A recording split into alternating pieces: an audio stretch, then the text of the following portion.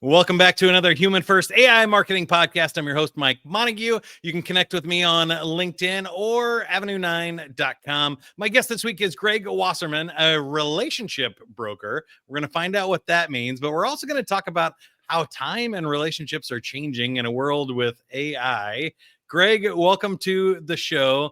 Tell me a little bit about your relationship with time and relationships. So thanks for having me, everyone. It's great to be here.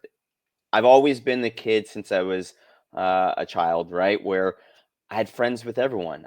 Maybe it's the people pleaser in me and call it my mother and that influence in that regards, but also like human connection has always been a big piece. And so I played sports, was semi-intelligent, and I just love talking to people. Just a ball of energy. So for me, it was always just like connections.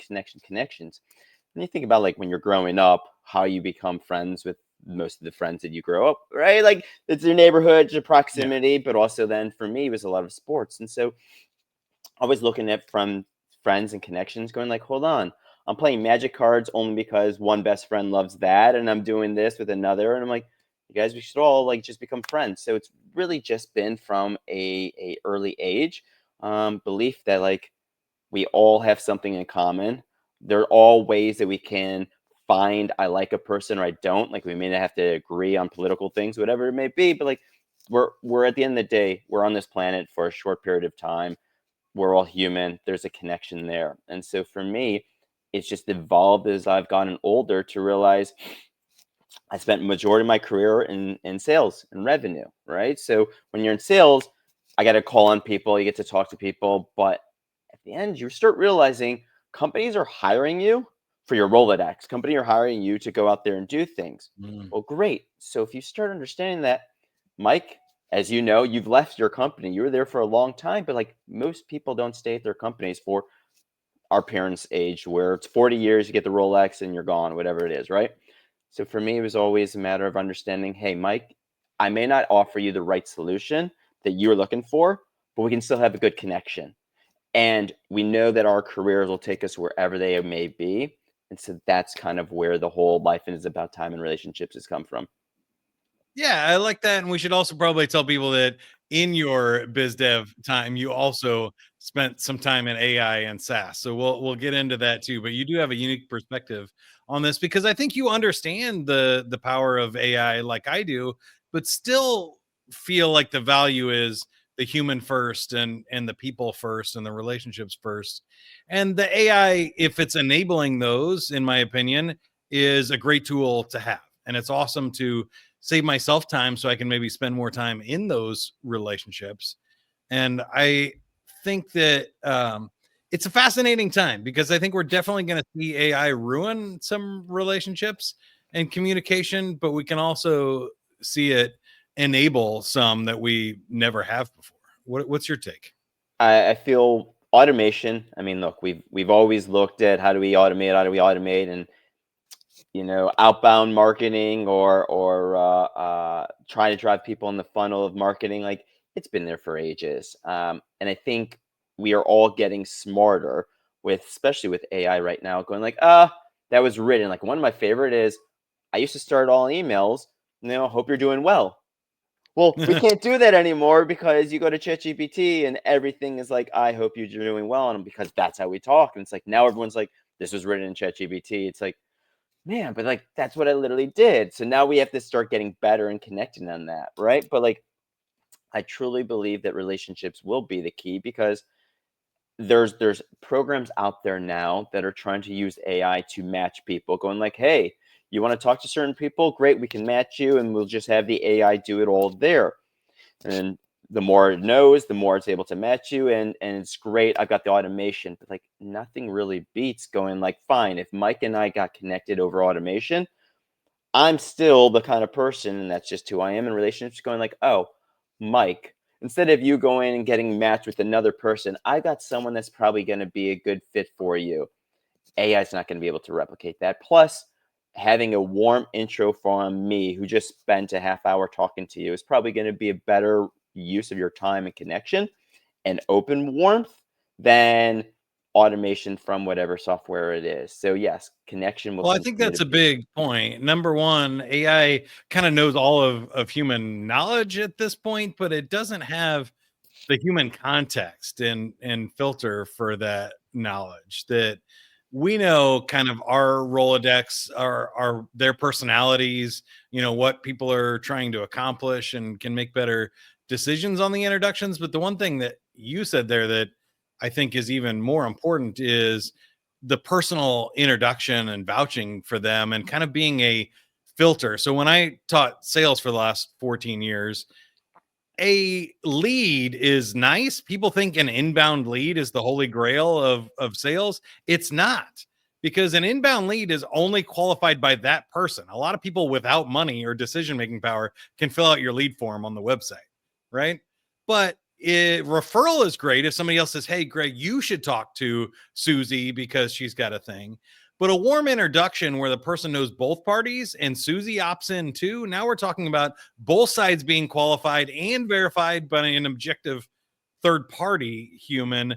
We're talking about like an 80% chance of closing. That the power of the relationships is not just the automation and the speed at which it makes the introduction, but the quality of that relationship and the introduction as well.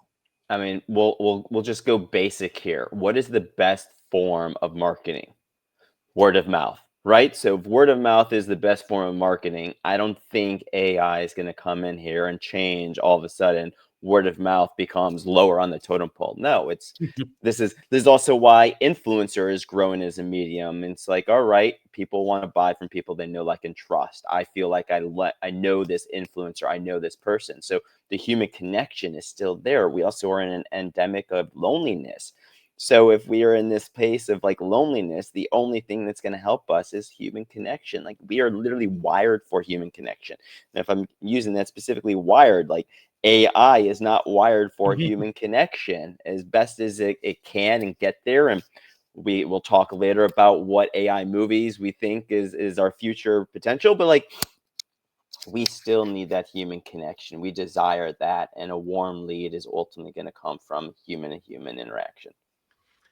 Yeah, I think there are some powerful things we can do with AI, particularly around the communication and community building, which I know is another thing of yours. We were both on the Pod Profits Summit a while back and enjoy podcast guesting and hosting and stuff. And you were at Cast Magic, where I think if we can create value with AI or we can collect information, we can become curators of relationships, but also other people's knowledge too. So just because the knowledge exists out in AI doesn't mean that it's relevant at this time or that we know which one is better than the other, because AI isn't running your business. AI isn't trying to make your sales calls. And so it's not really paying attention to what the best introduction is for you. But if you have that influencer and that thought leader that's maybe the podcast host who's curating smart people and introducing them to you, that's to me is way more powerful than Perplexity recommended these top 10 results. Is that fair? 100%. Yeah, totally would agree with that, right? I mean, how am I a guest on your show? It came through human interaction, right? So I'm sure someone could go ahead and type in and say, what are the top AI podcasts that I should be guesting on? And your show hopefully comes up in that list. And then you'll start getting an influx of people going like, hey, I would love to be on your show. And you're like, oh, how'd you hear about my show? Do you know anything about it? No, it was just AI. It's like, but like, the human interaction is going to be the key piece of why a person comes on your show. How then I'm like, oh, I'm going to recommend other people you should go on Mike's show because I know you're looking for, what kind of value you're trying to bring to an audience. Like, that ultimately is going to save you so much more time than like reading emails. And as you talked about, sales alone, so many sales reps are reaching out, so many messages are bombarding you.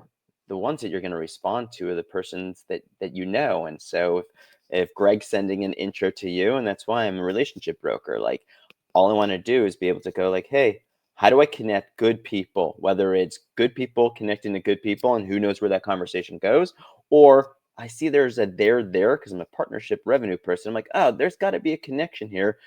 You guys should be talking. Business can be done. That's it.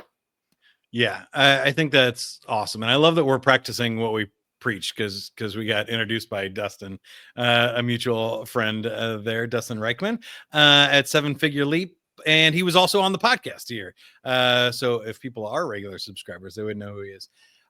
But I think you both met or got introduced through Cast Magic.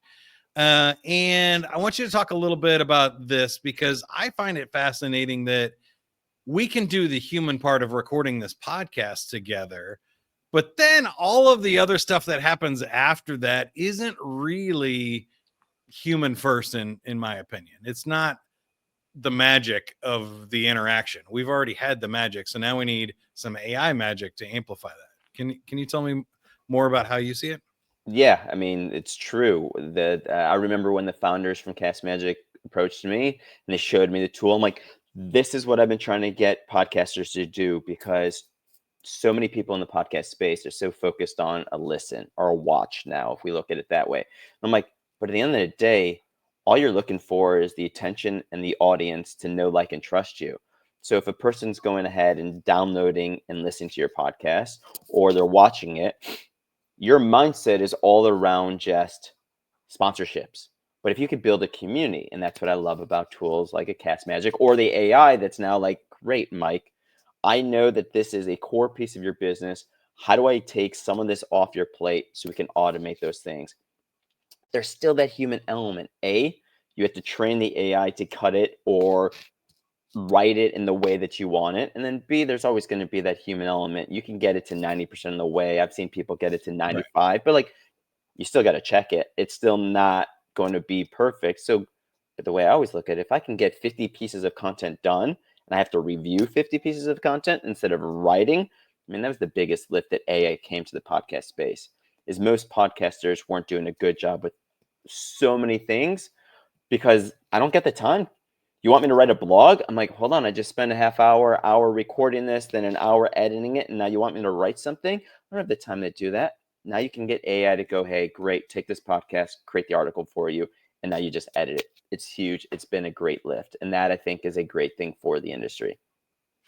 Yeah, and for me, I do think it's still in the best interest of our prospects and listeners and stuff. Even if AI creates these other assets from the podcast, like you said, a blog, social media posts, email blasts, whatever we want, transcripts and things as well, because I think as humans, it costs a lot of time, effort, and energy to create these other channels, and we just don't have time anymore. There's so many channels, and I don't know what your thing is. Maybe you like listening to the whole 20-minute podcast and you are listen to them when you're working out and you're on the treadmill. And so you can't watch visuals or you can't take notes and read. You're bouncing too much. You need to just have an audio podcast. Great.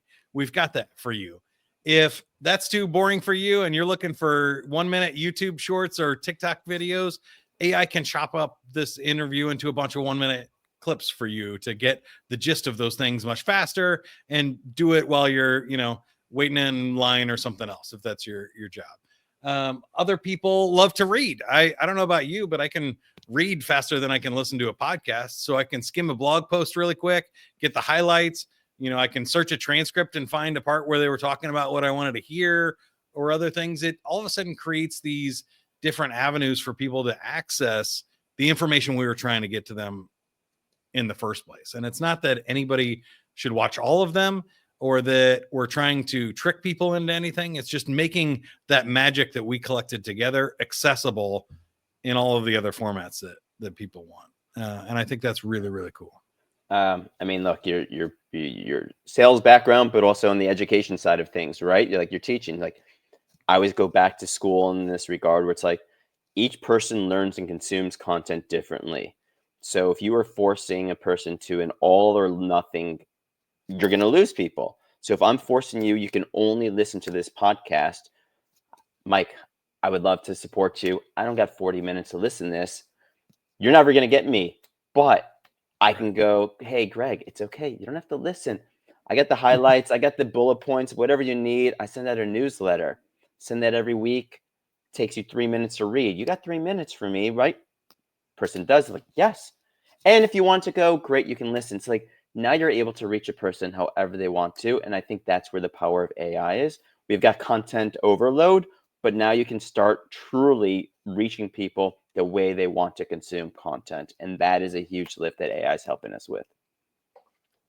All right. Now, my last AI question for you, and this will get us into our predicting the future half of the episode here, is I think, in my opinion, we've reached sort of peak advertisement, peak algorithm kind of. We've definitely passed peak SEO at this point, but I think the traditional advertising method or like spam, we had to have reached peak spam at this point too, because Apple's already releasing new spam filters. If everybody has access to AI to create, LinkedIn DMs, like it's just going to get filled. We're terrible as salespeople and marketers of ruining any channel that actually works.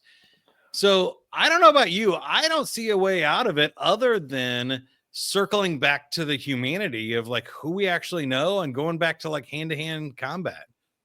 Because I don't see a mass media way, like a new channel that is going to solve our problem here. If everybody has access to AI to instantly spam whatever new channel pops up, what are your thoughts?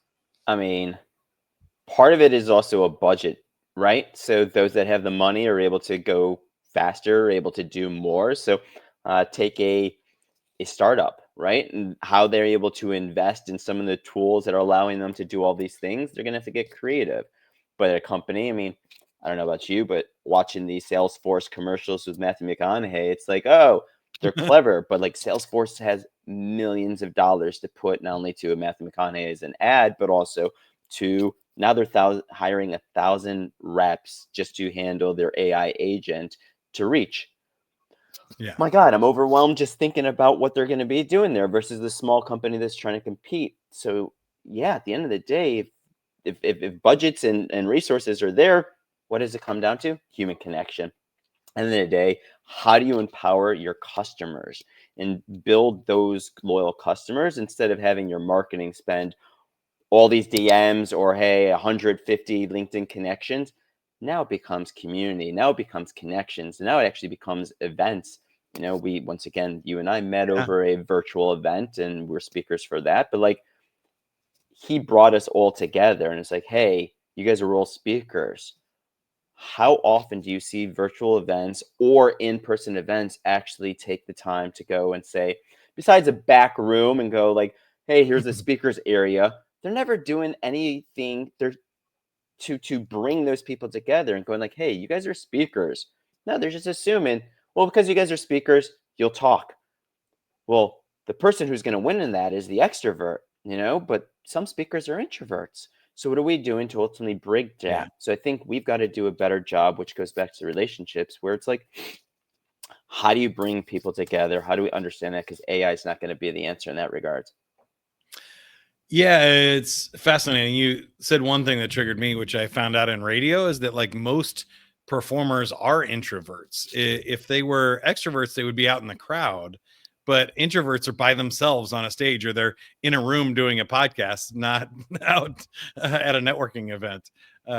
Right. Which I think is funny. But your lesson about that, too, I think is really important for our own clients as we decide on our new sales and marketing strategies of the future. We have to decide like how can we get more referrals, how can we build a community around our things, how can we invest the time and our human capital in building relationships and trust, and not in, it's no longer about content. For me, it's no longer about information. We have all of the information, or even having the right answers. For me, especially as a marketing consultant here, the questions that I ask and the questions I can put in prompts I can put into GPT are more important than the answers I get out of it or the answers that I could give my clients, because we can all get answers to the questions really fast now. So it's fascinating. How do you see it all shaking out? If you predicted sales and marketing in 2030, say 5 years from now,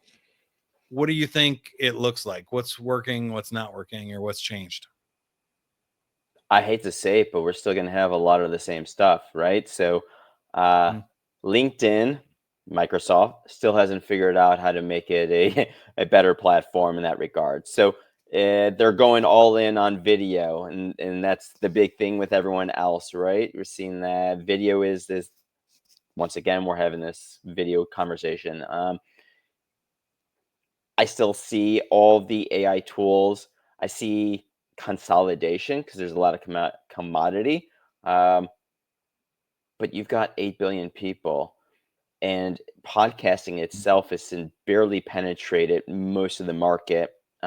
This was the first year, it was like an election. Those of you in the States, like it was an election year that podcasting became. Now the White House is saying we're going to allow influencers in here. So like that's changed in that regard. So once again, it's dissemination of information, but like from a marketing standpoint, influencers will continue to be a big piece. And why is influencer marketing a big piece? Because it's know, like, and trust. We also can go down the look at companies.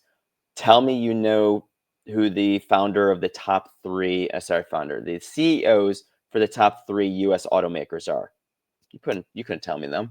But I guarantee you could tell me a automaker, owner of an automaker, right? One, at least one. Right. Yeah. Why is that? Because he's built a brand and people know him associated with that. So you're seeing this from an influencer standpoint. People want to build and work with know, like, and trust. It's all about human connection. So brands can go ahead and spend all this time and building and building, building, but their employees are ultimately the key influencers for the company that are advocates that have a brand of themselves. And that's why people are buying from them or working with them. They're like, I like this company because of the customer service. Well, who's the customer service? It's not an auto bot. It's not answering that. It's the hand to hand. And I see that all the time. Companies I consult with, they're like, we win in customer service because we actually have a person there. Yes, we've automated a bunch of stuff, but like it's a human connection. The companies I'm consulting with, they're bringing me in because they want that human connection. They're like, we are missing out on talking to our customers. We've automated so much stuff, but you miss out on that half an hour conversation that takes your company to a completely different level. Let me ask you about the influencer plan and maybe get some free consulting here. So 2 minutes or less. We won't make you do your whole job for free. But I find influencers fascinating because there are some industries that are really great at it. I grew up in radio in my 20s where they want to make the biggest spectacle out of their personalities because it's a personality driven medium, right? You can listen to music anywhere, but the reason you listen to the radio is because you got funny jokes in between or local weather and other stuff like that that brings it to life for you. And when they have a morning show, they go, you got to listen to, Bob and Tom every Sunday morning. We're the home of Bob and Tom. They're the biggest, funniest, most impressive morning show in the city. And then if Bob and Tom leave, they don't care. They just switch to whatever the next one is. So now it's, Rocket and Teresa. And so they still build them up as like, this is the brand new show, better than Bob and Tom. And they just switch. And you see that with the NFL and other huge brands where they get it and they go, you know what? Somebody's winning the Super Bowl. Patrick Mahomes has been the face of the NFL for the last 7 years, but if we want to use Jalen Hurts, doesn't matter. Swap them out. Like we got to have a face up there. But I see a lot of other brands and other industries getting really nervous about this, that we don't want Mike or Greg to be the face of our brand because they're not under contract. And if they leave, like they're going to take their relationships with them, or it's got to be the CEO and the CEO is too busy, or he's just not great at PR and influencing, and they don't really know how to do an influencer program. So I think I took 2 minutes to ask the question, but my question for you is, as maybe a smaller or medium sized business, how do we think about building influencers or credibility with humans? And should we be worried about what happens when they leave? Like, who do we pick for this role? Um, if you accept that nothing's finite, right? So Mhm. it goes back to the whole thing of life is about time and relationships. I knew that I was not going to be with the company I was going to be with for my entire career. It was just something we knew from our generation standpoint versus our parents, right? So if companies can start understanding that and going like, we hired this person, which technically the way companies are treating us now is like, I'm going to use and abuse you, get whatever I can, and know you're going to be gone in 18 months because whatever it is. But instead, we should start treating the person and our employees with better cares and that they want to stay, so they build this better brand and that they have a reason. But like, that's a completely different topic that's broken in itself. But like, from an influencer standpoint, to your question, it's like, yes, we all are influencers. We all are relationships. We will take those relationships with us. We like, accept that no matter how much you want to put in a contract. I'm in California, so like you can't do that. You can't put in a contract saying like, There's no non-competes. You can right? never do Exactly. anything in this industry ever again. Yeah. But like that's just that's just good for business. You accept the fact that that's going to happen. That all right, well, we had Patrick Mahomes, and now we're going to have Jalen Hurts. Like, you guys, that is who it is. To your radio piece, the listener's still going to engage, but it may be like, like I'm in LA. Kevin and Bean, when Kevin and Bean left K Rock, like that was a huge thing. They've been together for ages. All of a sudden, it's no Kevin and Bean. It's like, all right, what's the next one? Do I connect with them? And is that who I'm going to be? That's just human connection. You can't be everything for everyone. You know that you're going to Yeah. have to go and find someone that brings someone in, but like that's just the way it is. I do think you can think about it like finding a quarterback a little bit here. That sure, we want a rock star, but we're not going to pass on a rock star because they might leave. And we might have to use the franchise tag, or we might have to pay them a lot to stay if they're that valuable. That's okay. They deserve it. But also, I think um, when that person does leave, you got to find the next man up. Like, can we replace them? Can we find somebody with different skill sets? Can we find somebody that's a better fit for our fans or our team or our style of business and play?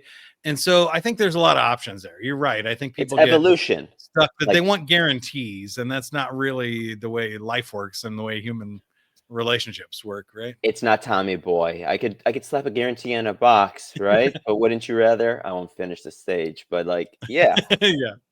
it's we That's we great. want the Okay. guarantee. So I think the AI world is going to be fascinating in this regard too, because you mentioned, nothing's forever. The jobs we're going to have. Um, Recent studies say that like kids graduating college now will have somewhere between 7 and 9 jobs in there throughout the rest of their life, and half of them have not even been invented yet. That the speed of change is so crazy that you can't go to college for the job you're going to have 10 years from now because it's going to be reinvented. So as I ask you to look even further out, and let's say like 15, 30 years or within our lifetime, which sci-fi movie do you think is most accurate, and which one would you prefer to have our futures turn in? So I see us a little combination of Demolition Man, where Taco Bell is the leading food of choice. We're using three shells, and I have no clue how to use three shells in the bathroom. Um, and we've got some kind of utopia. Now, if we then go also, we're going to have robots. So do I Mm. think we're going Terminator and Skylink? Or Uh, her? or her? I think we're already in her right now. Like That's what I think. Yeah, we're for we're sure. we're already in that level. So I can't even say in 15 years. I think that stuff is already going on now. So maybe it's more mass in the next 2 years. But yeah, we are.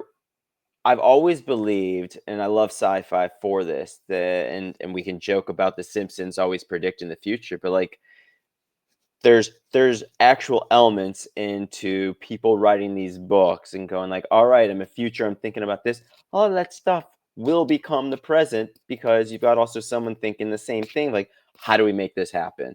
How do we Yeah. clone? How do we cryo freeze? Um how do we make life so much easier that it actually becomes complicated? And that's always the case. You solve one thing and two other problems come up, and that's always the kind of what we do as humans. That it all comes back to the human connection. And you look at like these sci-fi movies, like especially her, they all want that human connection. I want a robot that is human, that's like me, whatever it is. Like we all want some kind of human connection. That's literally what we're looking for. So wherever the future takes us, human connection is going to be the only thing that we will continue to see we need. Yeah, if we look at data from Star Trek too, the AI just android just wants to be human as well. So they're going to be coming at us from the other way. But I think there's probably a wide spectrum of stuff that are possibilities. The other thing you mentioned is why do we keep trying to make all of these dystopian ones real? Like the Matrix and Terminator 2 were not aspirational movies, but we're making liquid robots, and Zuckerberg's trying to make the Matrix. I don't understand what we're doing. Um, these were not yeah, these were not goals we were setting for humanity with these movies, but we'll I figure it out. believe, I guess if I actually take a moment and actually think about it, the movie that comes to mind right now is Ready Player One. And I truly hope we don't go down that path where we're all living in this virtual. You mean, think about it from a Bitcoin standpoint. It's like, all right, what's currency? They've created its entire caste system and completely changed that. And we're all living in video games, and that's where we're getting our human connection as opposed to the real world. So I truly hope we do not go down a Ready Player One world, but I could see us going down there. Black Mirror has a very similar episode where they were cycling for credits and stuff, and had the I love that reality. one. Yeah. Yeah, I mean, that to me seemed eerily close to something that could happen, and I hope we stay away from that one too. All right, we better stop nerding out and let people know about you and what you have going on. You can connect with Greg Wasserman on LinkedIn. We also had a link for you I'll put in the show notes for castmagic.io/Greg if you want to check out how to turn your media into magic. But Greg, I'll let you speak for yourself here. How can you help us, or how can we help you? Yeah, like I said, life is about time and relationships. So please find me on LinkedIn, send me a connection request. Let's have a conversation because you have no clue where these conversations will go. And I can tell you they're usually worthy of our time. And then from there, we'll enjoy each other. We'll be in each other's networks, and it's all about connection from there. Love it. And if you want to figure out how to build an influencer program with high volume content marketing and repurposing podcasts like this one into a bunch of other content, maybe I can interview your founder, your top salesperson, or your best client and turn that into whatever you need to engage your community. I would love to chat. Go to avenue9.com. Until next time, keep going. Have fun with it, everybody.